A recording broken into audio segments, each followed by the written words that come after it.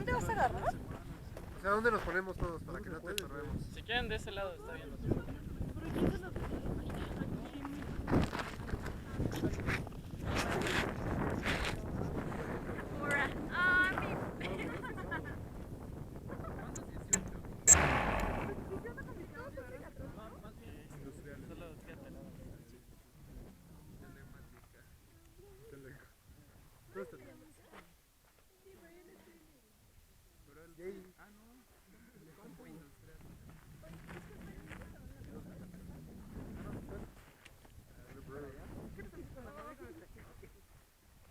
Ahí voy, ¿eh? A ver.